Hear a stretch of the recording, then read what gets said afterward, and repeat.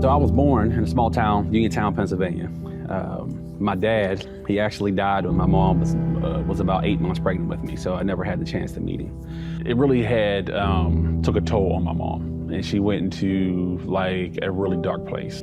Yeah, so I think it was about my 5th or 6th grade year that I started kind of like dabbling in the drugs. Started being introduced into selling drugs about that time also. Eventually, that led me into juvenile.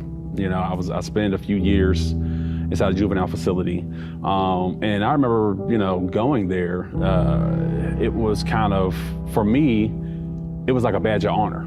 It's like, yeah, now I got like another, stripe on my shoulder.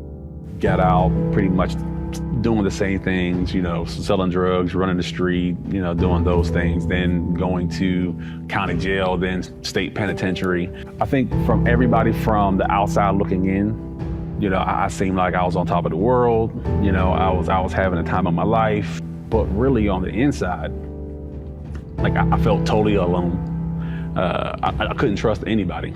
So trust factor was completely out the door. Being in that arena, doing those things, it kind of feels like it's just darkness all around you.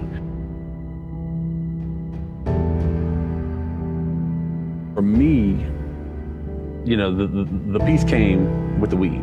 The joy came with the club. The love came with all of the girls that I was running around with, all the things that I was doing.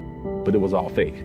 Waking up in the morning, it's still you. I remember just laying on my hotel bed, just looking up at the ceiling, just spinning, just feeling like my whole body is poisoned and just like there gotta be something else to life. So in 2006, I wound up getting indicted by the federal government and wound up, being sent to prison. When you get the paper, it's like, Bruce Fitzgerald versus the United States of America. Again, right back in prison. And still, I have no thought at all about making any change.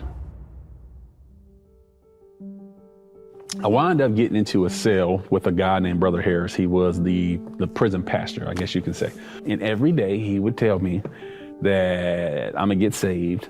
He'd tell me Jesus loves me. He would tell me all of these things. And the way he talked was totally different from anybody else that I talked to. And he had a bunch of books by his locker, and I picked one up, and he was like, no, Bruce, I don't want you to read that book. Read that magazine down there. That magazine, from the time I opened it, I could not stop reading it.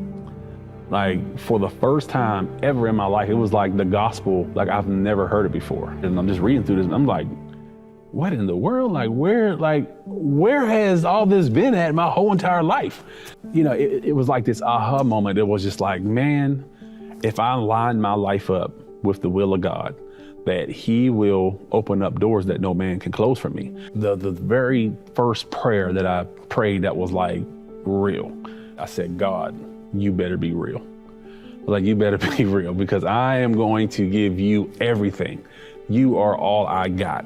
And that day, inside that cell, was whenever this is the God that I know. This is the God who I want to serve. Whenever I made the decision to line my life up with God, it was a big gamble for me. It was a gamble. I was putting it all on the line. And man, I'm gonna tell you, I won. I put all my chips on the table, and where I am today is where I would never believe I would be. I wrote home to my sister, and I told her, I said, man, I feel happier right here in prison than I ever did whenever I was in the street. It was crazy how much joy and peace that I had whenever I accepted Jesus in the midst of being in jail. As I look back and think about, my life and where I was at back then, saying that prayer,